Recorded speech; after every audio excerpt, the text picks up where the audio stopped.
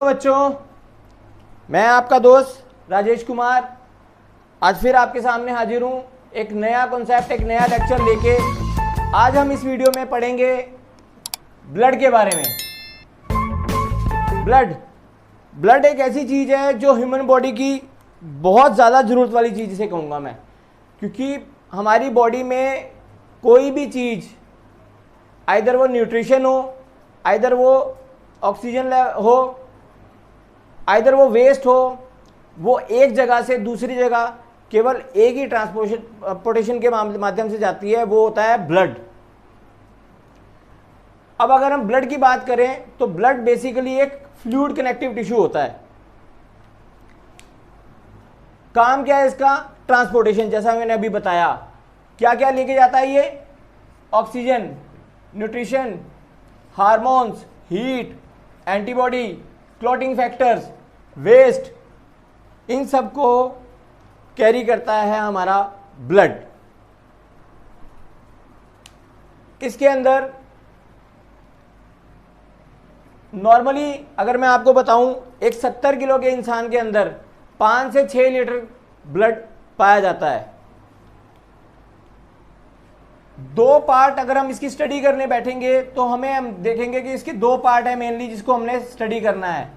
एक है प्लाज्मा, जो कि ब्लड के अंदर 55% तक पाया जाता है, और दूसरा होता है सेल्स कौन कौन से? RBC, platelets, WBC. वो जब हम सेल पढ़ेंगे तो उसके बारे में फिर ये डिटेल सामने हमारे आएगी, लेकिन अभी हम जिसका जिक्र कर रहे हैं वो फर्स्ट पार्ट है हमारा प्लाज्मा। सो प्लाज्मा जो है बेसिकली, प्लाज्मा क्या है? Plasma contain 90% of the water. पानी 90% पानी और बाकी चीजें 10% मिलके प्लाज्मा का निर्माण करती हैं। नॉर्मली ये येलो कलर का पाया जाता है, येलोइश कलर में। और जो बाकी चीजें वाटर के अलावा इसके अंदर मिलती हैं वो हैं प्लाज्मा प्रोटीन्स, इनऑर्गेनिक सॉल्ट्स यानी कि electrolytes, nutritions, waste, hormones and gases. So पहले हम पढ़ेंगे प्लाज्मा प्रोटीन्स क्या है। प्लाज्मा प्रोटीन्स ये वो चीजें हैं जो बेसिकली ब्लड को वेसल्स और कैपिलरीज के अंदर रोक के रखती हैं, क्योंकि ये प्लाज्मा का वो पार्ट है जो उसको थोड़ा सा थिक बनाता है।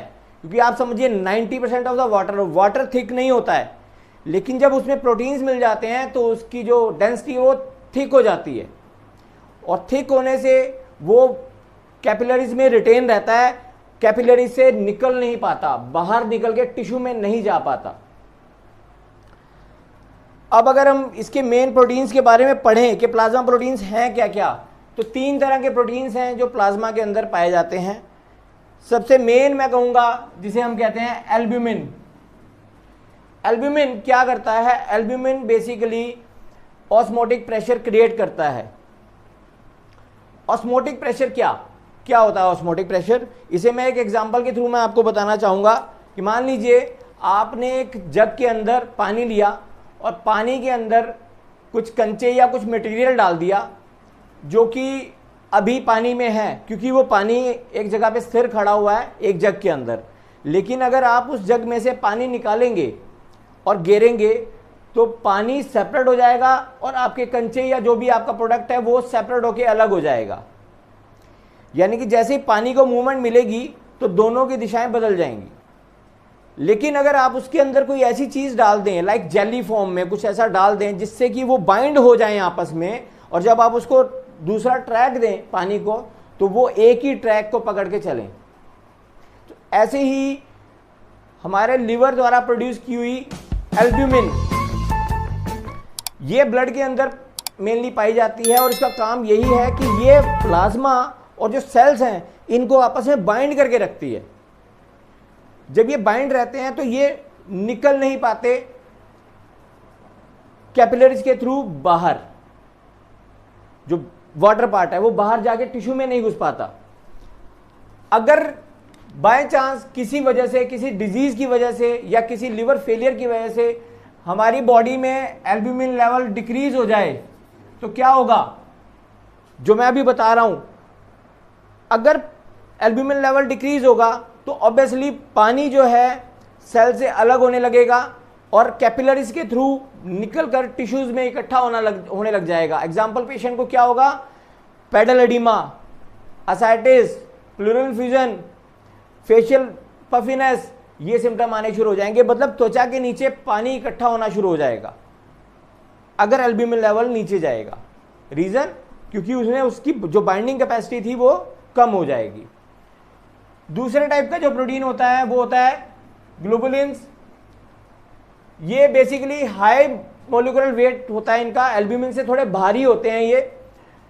और जो दूसरी प्रॉपर्टी है वो ये है कि डायरेक्टली प्योर वाटर में सोल्यूबल नहीं होते, लेकिन हाँ अगर इनको सॉल्ट वाटर में घोला जाए तो वो सॉल्यूशन में घुल जाते हैं। तीसरी जो प्रॉपर्टी इसकी होती है वो होती है कि ये मेनली वैसे तो लिवर से प्रोड्यूस होते हैं, लेकिन कुछ हमारा इम्यून सिस्टम भी कुछ टाइप के ग्लोबुलिन्स पैदा करता है जिसे हम कहते हैं इम्यूनोग्लोबुलिन्स। तीसरे टाइप का जो प्रोटीन है वो है आपका फाइब्रिनोजन। बहुत ही इंपॉर्टेंट प्रोटीन होता है ये। मेन काम क्या होता है इसका, प्रोड्यूस होता है लिवर में, लिवर के थ्रू प्रोड्यूस होता है ये, लेकिन मेन काम बहुत ही अच्छा काम होता है to stop bleeding by helping clot of to form. यानी कि ये हमारी बॉडी में एक क्लॉटिंग फैक्टर की तरह काम करता है। यदि कहीं पे आपके चोट लग जाए, कट लग जाए और आपके वहाँ से खून बहने लग जाता है, तो जब कुछ देर बाद वो ब्लड रुकता है तो आप देखेंगे कि वहाँ पे एक लेयर बन जाती है ब्लड की। जो क्लॉट बनता है वो इसी प्रोटीन की वजह से बनता है जिसका नाम है फाइब्रिनोजन। सो 3 तरह के आपके ये प्रोटीन्स हैं जो प्लाज्मा में पाए जाते हैं। इसके बाद न्यूट्रिशन जो है उसको कैरी करना भी प्लाज्मा का काम होता है, like glucose, amino acid, vitamins. जो नेक्स्ट चीज है वो है इलेक्ट्रोलाइट्स। इलेक्ट्रोलाइट्स माने क्या, कैल्शियम, पोटेशियम, सोडियम। हमें एनर्जी, हमारे मसल की कॉन्ट्रैक्शंस, जो नर्व्स हमारी सिग्नल ट्रांसमिशन होता है उसमें हेल्प करना, एसिड बेस बैलेंस को बैलेंस रखना, ये सब इन इलेक्ट्रोलाइट्स का काम है। और ये कौन कैरी करता है, किसमें पाए जाते हैं, प्लाज्मा के अंदर। इसके अलावा वेस्ट, वेस्ट माने क्या, वेस्ट यानी कि यूरिया, क्रेटिनिन, यूरिक एसिड, जो हमारे लिवर में प्रोटीन्स के टूटने से बनती हैं, जो वेस्ट। अब वो वेस्ट कहाँ जाएगी, वो वेस्ट लिवर नीचे भेजता है ब्लड में, ब्लड में वो उसको प्लाज्मा उसको कैरी करता है और किडनी तक लेके जाता है। किडनी उसको एस्केप कर देती है थ्रू द यूरिन। उसके बाद हार्मोन्स को कैरी करना, केमिकल मैसेंजर्स। केमिकल मैसेंजर्स होते हैं जो कि सिंथेसाइज किए जाते हैं एंडोक्राइन ग्लैंड्स के द्वारा। इनको कैरी करके बॉडी में पहुंचाना भी प्लाज्मा के जिम्मे होता है। बेसिकली अगर प्लाज्मा का पार्ट हम देखें तो ज़्यादा महत्वपूर्ण पार्ट होता है और एग्जाम में भी अक्सर इसके क्वेश्चंस काफ़ी आते हैं, तो इसलिए मैं इस टॉपिक को पहले लेके चला हूँ। इससे नेक्स्ट वीडियो में हम जो टॉपिक कवर करेंगे वो होगा हमारा सेल्स, कि ब्लड सेल्स क्या हैं, क्या काम है उनका, क्या फंक्शन है उनका, क्या बेसिकली उनकी एनाटॉमी एंड फिजियोलॉजी है। ये इसके साथ ही मैं आपका अपना लेक्चर यहाँ पे ख़त्म करूँगा। अगर आप लोगों को हमारा वीडियो अच्छा लगा हो तो प्लीज़ लाइक कीजिए, सब्सक्राइब कीजिए और शेयर कीजिए। मैं आपको अक्सर ऑलमोस्ट डेली एक नए लेक्चर के साथ मिलने का प्रयास करूँगा जिसमें आपको अच्छी बातें, नई ज्ञान की बातें सीखने को मिलें। धन्यवाद।